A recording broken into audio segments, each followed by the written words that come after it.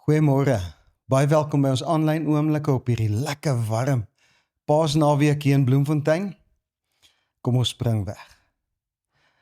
Religion says do. Jesus is saying done. Ek wil dit weer herhaal. Godsdiens sê doen. En Jesus sê gedoen. En ons gaan oor hierdie Paasnaweek bietjie daai een oomblik herdenk waar Jesus gesê het done. Kom ons lees saam uit Johannes 19 vers 28. Hierna het Jesus gesê, ek is dors. Dink bietjie daar aan die koning van die konings. Kom by daai plek waar, as ons die Bybel lees, dan Jesus regtig nêrens gesê, ek het iets dringend nodig nie, want hy is die koning van die heelal. En hy hang aan die kruis. Dink hoe intens moes daai stryd gewees het, dat hy uitroep en sê, ek is dors. Hy was so aan die einde van homself, dat daai een klein emosie van dors, vir hom te veel geraak het. En hy roep uit, ek is dors. Kom ons lees verder. En nadat Jesus suur wyn gekry het, het hy gesê, dit is volbring. In Engels, done. En dis die woorde waaroor ek vandag wil praat. Dit is volbring. Toe het hy sy kop vooroor laat sak en hy sy laaste asem uitgeblaas. Die koning van die heelal, die seun van die Vader, was hier op die aarde en sy laaste woorde voor die graf, dit is volbring. En hierdie was nie 'n fluistering nie. Dit was 'n oorwinningskreet geweest. Nou, ek wil hê jy en ek moet dit in ons gemoed bietjie vasdraai, draai daai skroef vas. Dit was nie net 'n moedelose fluistering, dis klaar praat met my nie. Dit was 'n oorwinningskreet en jy gaan nou sien hoekom. Want hy was nie 'n martelaar nie. Hy was 'n redder geweest. Baie keer verwar ons hierdie twee, want 'n martelaar verloor sy lewe oor dit wat hy glo. Maar 'n redder verloor nie sy lewe nie. Hy gee sy lewe vrywillig. Dit wil sê, Jesus was nie vermoor nie, hy het sy lewe vrywillig gegee. Dit is volbring is waarskynlik die belangrikste woorde in die geskiedenis op aarde. Want die koning van die konings het hiernatoe gekom om 'n werk te doen en hy sê, dit is afgehandel. Dit dui die einde van 'n era, die skeiding tussen die Ou Testament en die Nuwe Testament aan. Voel jy dalk vandag, jy het 'n nuwe era nodig? Voel jy dalk vandag in jou verhouding met die Here is daar iets nuuts wat moet gebeur? In jou verhouding met mense is daar iets nuuts wat moet gebeur in jou lewe hier op aarde? Jy 'n nuwe seisoen dringend nodig. En ek wil vir jou sê, as jy daai nuut wat kom kan anker vandag in daai woorde, dit is volbring, gaan hierdie era wat kom vir jou ook 'n ligte era wees, 'n era waar jou las lig is. En ek wil vandag jou uitdaag, inteendeel ek wil pleit by jou vandag. Anker hierdie nuwe era waarna jy so uitsien in hierdie woorde. Jou koning het gesê, dit is volbring. Jy sien, sonder ankers op aarde loop skepe op die rotse. En voel dit dalk vandag vir jou of jou toekoms begin het om nader en nader aan die rotse te gaan. Ek wil vandag vir jou sê, anker dit. Waarin? Anker dit in die wete dat die werk reeds gedoen is. Baie van ons werk so hard in ons verhouding met die Here. En dit is belangrik om te fokus op ons verhouding met die Here, maar nie uit werke uit nie. En ons werk so hard. Maar vandag kan jy sug en ontspan in die wete dat die werk gedoen is. Religion says, do. Jesus said, done. En dit is vandag so belangrik. Nou, hoe is hierdie geskiedkundige woorde, toe Jesus dit uitskreeu oor daai vallei, en dit weer galm daar so in die vallei, toe hy dit gil, hoe die mense wat om hom was, dit geïnterpreteer, want jy sien, baie keer interpreteer ek en jy daai woorde, dit is volbring, verskillend. Die soldate het waarskynlik gedink, uiteindelik is hierdie gemarteling verby, ons kan maar ons goed begin oppak en aanbeweeg. Voel jy dalk, jy is op die plek waar jy moet oppak? Pilatus het gedink, uiteindelik hierdie politieke kopseer met die Jode en hulle verlosser is verby, ek kan gaan naweek hou. Die Fariseërs het daar rondgestaan, hulle sê, o tog, ons is so bly, hierdie kompetisie met hierdie vreemde man, wat hierdie vreemde angle op ons geloof in ons land ingebring het, is uiteindelik verby. Ekskuus tog, en dan, die disippels het daar gestaan. En hulle het gedink, dis klaar praat met ons droom. Ons het gedroom dat hierdie Messias op die troon gaan staan hierso in Jerusalem, en hy gaan die koning van die Jode word hier op aarde, en nou is hy dood. Ons droom is verby, ons het hierdie laaste 3 jaar in ons lewe gemors. En dan daar op die rand het Satan gestaan. En hy het gedink, uiteindelik het ek gewen. Ek het geweet ek sal wen. Hier sterf die verlosser. Ek het hom doodgemaak met sy eie mense. Maar, en hierdie is 'n groot maar, wat het Jesus bedoel? In die Grieks is daai woord volbring die woord teleo. En dit was in daai dae 'n regsterm gewees. Dit is soos, ekskuus tog in vandag se tyd, as die regters kom en hulle slaan met daai hamertjie as hulle 'n oordeel vel daarso en hulle sê, hierdie is my besluit, die hofsaak is afgesluit. En daai mense het in daai tyd as 'n hofsaak was hulle gesê, teleo. Dit is volbring, hierdie hofsaak is verby, reg het geskied, die vonnis is voltrek. En daai dag toe Jesus in die kruis gehang het, wat ons herdenk hierdie Paasnaweek, het hy gesê, reg het geskied, die vonnis is op my voltrek, julle is vrygespreek. Die priesters het dit ook uitgeroep, aan die einde van elke offer, wat hulle gebring het vir die sondes van die volk, het hulle uitgeskreeu na elke offer, teleo, dis volbring, dis klaar praat. En ek is glo die Jode wat daar gestaan het, wat 'n bietjie insig gehad het, toe hulle daai woorde hoor, teleo, het hulle gekyk en gesê, wie het 'n offer gebring?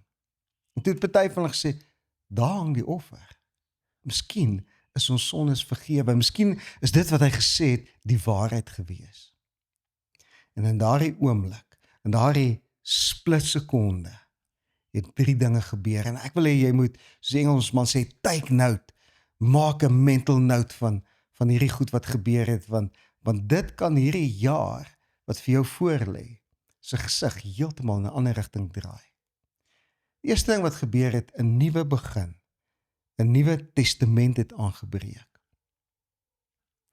Baie keer in ons volksmond, dink ons heimlik dat 'n tweede kans is slegter as die eerste kans wanneer ons misluk het. En dan 'n derde kans is nog slegter en 'n vierde kans is verby. Ons praat baie keer oor mense wat ons ken, sê daai ou het al 5 keer bankrot gespeel. Maar weet jy wat? Hierdie woorde teleo, dit het begin, 'n nuwe begin, kan vir jou vandag beteken. Jou tweede kans, vir jou derde kans, vir jou vierde kans is net so goed of beter as jou eerste kans. Dis hoekom Romeine 8 vers 1 sê, daar's dan nou geen veroordeling vir die wat in Christus Jesus is. Daai woord veroordeling beteken vonnis. So ons kan sê, daar is dan nou geen vonnis vir die wat in Christus Jesus lewe nie. Voel jy heimlik, jy verdien 'n vonnis? En daai woordjie in is die woordjie en, wat ook beteken ten volle oorgegee.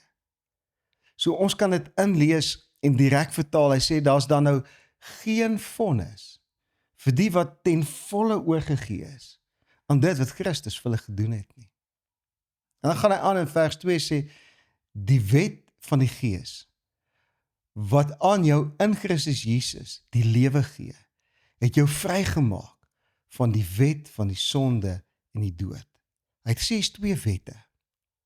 Die wet van die Gees en die wet van ons ou natuur. Baie van ek en jy stry ons boeglam met ons ou natuur. Ons wil dinge op 'n nuwe manier doen en dan ons weer sien dat ons weer misluk. En Paulus self het dit gesê, hy sê die dinge wat ek wil doen, dit doen ek nie. En die dinge wat ek nie wil doen nie, dit gaan staan en vang ek aan. Die wet van die Gees en die wet van jou ou natuur. Kom ons lees verder, ek gaan nou terugkom soontoe. Hy het met die sonde afgereken deur sy eie seun in dieselfde gestalte as die sonnige mens te stuur. Deur Jesus kan ek en jy, kan ons gees nou heers oor ons ou natuur. Hierdie is 'n so belangrike beginsel. Wanneer jy wedergeboorte is, jou hart gegee het vir hom en inkoop wat hy gedoen het, daai dag toe hy gesê het, dit is volbring, kan jou gees nou heers oor jou natuur. Jou ou natuur hoef nie meer die roer te wees wat jou lewe na rigting toe stuur waar jy glad nie wil wees nie. Maar wanneer jy hierdie ding vat, jy's 'n nuwe mens. Jy het 'n nuwe toekoms. En dit bring vrymoedigheid. Inteendeel, dis die hele punt van die kruisdood van Jesus, is dat ek en jy ons vrymoedigheid teenoor God, wat ons lei na ons ewige lewe, kan terugkry.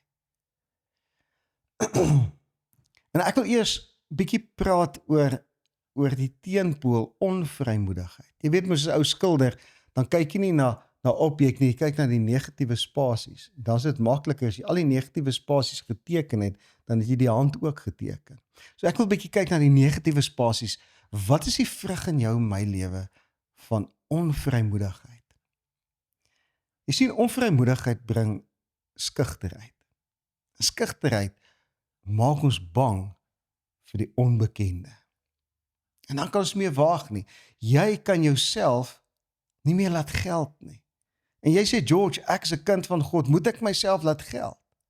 Jy is 'n koningskind. 'n Koningskind heers, en in Genesis al het die Here vir Adam en Eva gesê, heers oor hierdie aarde, onderwerp dit. En dis hoe ek en jy sy wil grond te bring, is ons heers as koningskinders. En daarom moet ons onsself laat geld. As 'n koning hier by die deure instap, en jy kom nie eens agter as 'n koning nie, wat sê dit van daai koning? As jy jouself sien as iemand wat nie 'n presence het nie, wat nie jouself laat geld nie, dan is die vraag, wie is jy? Of wie dink jy is jy, of sien jy wie jy is? En nou die goeie nuus. Wat is die vrug van vrymoedigheid? Mense met vrymoedigheid glo altyd, of laat ek dit so stel, hulle glo maklik dat hulle pogings in die lewe gaan slaag. Miskien moet ek dit so sê, vrymoedigheid leef, onvrymoedigheid oorleef. Leef jy voluit, of is jy die hele tyd gewikkel in hy stryd van oorlewing? Hoor wat sê 2 Timoteus 1 vers 7, hy sê, die gees, dat jy ons net nou sê, ons gees kan heers oor ons ou natuur. Hy sê die gees, wat God ons gegee het, maak ons immers nie lafhartig nie, maar vul ons met krag, liefde en selfbeheersing. Ek kan die hele preek net preek oor daai versie, maar die gees van God maak ons nie lafhartig nie. Dit maak ons vol krag, liefde en selfbeheersing. Vers 18 van 1 Johannes 4 sê die volgende, hy sê, waar liefde is daar geen vrees nie, want die volmaakte liefde dryf die vrees na buite, want vrees verwag straf. 'n Hart wat straf verwag, is 'n hart waarin optimisme en hoop in die hek duik. Hoe lyk jou hart vandag? Kan jy vandag weer optel, daai self wat jy neergesit op 'n stadium en gesê het, ek is maar net 'n nobody? Die heel eerste ding wat gebeur het, 'n nuwe begin, het aangebreek vir die mensdom en vir jou en vir my. Wat 'n tweede ding gebeur? Die krag van Satan is finaal gebreek. Jy sien, die duiwel haat alles wat die Here geskep het. En hy wil heers oor alles wat die Here gemaak het, en dit sluit jou en my en ons pogings in. En dan het hy 2 strategieë. Ek gaan dit net vinnig noem, want ons moet klaarmaak. Sy eerste strategie is, hy versoek ons. Dit is wanneer ek en jy inkoop in sy leuns oor die lewe. En ons soek pynstillers, dan kom versoekings in ons lewe. En die tweede ding wat hy doen, skus tog, hy sê, ek gaan veroordeling saai in jou lewe. Veroordeling is wanneer ons inkoop in sy leuns oor ons. Wanneer hy vir ons sê, jy's useless, kyk wat het jy alweer gedoen, en dit sê môre gaan jy ook al weer val, dan koop ons in dit en dan kom daar 'n gees van veroordeling oor onsself en ons harte. Ons sukkel om onsself te vergewe. In die oomblik wat ons dit doen, dan verruil ons die beloftes wat die Here het vir die straf wat ons dink ons toekom. Kolossense 1 vers 13 sê, hy het ons uit die mag van die duisternis weggeruk en sonder, en onder die heerskappy gestel van sy seun. Daai oomblik toe hy sê, dis volbring, toe ruk hy ons weg uit die mag van duisternis en hy sit vir ons onder 'n nuwe heerskappy. Daai woord heerskappy beteken ook backing. Met ander woorde, as 'n spietkop sy hand opsteek, dan stop jy nie omdat hy groot genoeg is om jou lorry te stop nie, omdat hy staan vir iets, hy die backing van die regering. Onder die heerskappy van die duiwel het ons geen opsies in die lewe nie. Onder Jesus se heerskappy het ons vryheid en ons het keuses. Ek sal ander dag daaroor praat, maar die verlore seun het 'n ring teruggekry en daai dae het 'n ring gestaan vir om deals te maak. Dit was 'n seelring namens die familie. So hy het sy reg om te besluit, het sy pa vir hom teruggegee. Die duiwel se greep is gebreek en jy kan weer droom oor jou toekoms. As jy vandag glo en voel die duiwel het 'n greep op jou lewe, wil ek vandag vir jou sê, die dag toe Jesus gesê dis volbring, is daai duiwel se greep op jou verbreek en jy kan weer die lewe in die oë kyk. En nou wil ek afsluit met die laaste ding wat gebeur het in daai splitsekonde met iets dan. Nabyheid tussen God en mens is herstel. Dat jy nou Adam en Eva gesondig het hulle weggekruip, want hulle het gesê, ons is naak, ons het ons vrymoedigheid verloor, en toe op die ouens hulle uit die tuin gesit, en dis herstel. Efesiërs 2 vers 19 sê, julle is nie meer ver van God af nie. Daai woord ver beteken vreemdelinge. Jy is nie meer 'n vreemdeling teenoor God nie. Nie bywoners nie. Bywoners beteken iemand wat eintlik van 'n ander land is. Maar medeburgers van die gelowiges en lede van die huisgesin van God. Op daai oomblik, toe Jesus sê dit het volbring, het God en mens so gemaak. Onthou jy in die Ou Testament, as die priester in die allerheiligste ingestap het in die tempel of die tabernakel, en daar was sonde in sy lewe, het hy mors dood neergeslaan en die ouens moes hom met 'n tou daar uitsleep. Dis hoekom hy klokkies onder aan sy rok gehad het. As die mense hoor die klokkies hou oplei, weet hulle jy oud moeilike, en dan sleep hulle sy lyk daar uit. Want jy kan nie in die teenwoordigheid, jy kan nie naby die Here kom as daar sonde is nie. Maar omdat Jesus ons skoon gewas het, kan ons naby kom, en dis hoekom toe hy dit skree en hy blaas sy laaste asem uit, sê die Bybel het die sluier tussen die heiligste en die allerheiligste in die tempel van bo na onder geskeur. Dit was 'n dik gordyn wat die mense weggehou het uit die teenwoordigheid van die Here. En ek het vir jou goeie nuus van vandag af, van 2000 jaar terug af, inteendeel. Maar jy moet dit vat vandag. Kan jy en God naby aan mekaar kom. En dis 'n goeie plek om te wees. Kom ons sluit af. Volbring beteken, jy kan altyd 'n nuwe begin maak. Ongeag hoe jou geskiedenis lyk, vandag is die dag. Dit beteken, jy het weer opsies, jy kan weer keuses maak oor jou toekoms. En dan laaste, jy's nie alleen nie. Hy het naby aan jou gekom. En ek wil vandag vir jou bid, en ek wil saam met jou die Here vertrou, dat ek en jy hierdie woord en die implikasies van hierdie woord, dit is volbring. Die vonnis is voltrek, dat ons dit vandag sal huis toe vat. Baie keer vat ons 'n ding hiernatoe.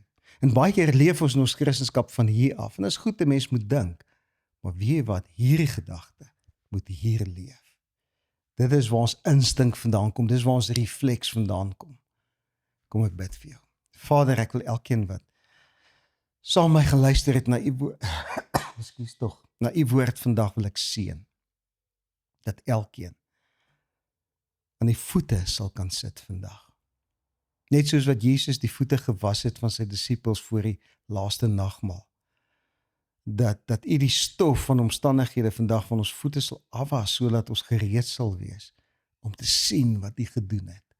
Toe U uitgeroep het, Teleo, dit is volbring. Seën elkeen hierdie week. Geef ons hier deur die Paasnaweek. Geef ons 'n nuwe kyk op dit wat U gedoen het. En soos ons ook deur die naweek opstanding vier, en die opstanding van Jesus vier, gee ons die genade om die implikasies daarvan te sien. En ons eer U daarvoor in die naam van Jesus. Amen. Geniet hierdie week. Geniet die res van die jaar tot volgende Paasnaweek te volheid. En onthou, elke oomblik behoort ten volle aan jou. Ek sien jou volgende keer, selfde plek, selfde tyd weer, by 'n aanlyn oomblik. Sien jou weer.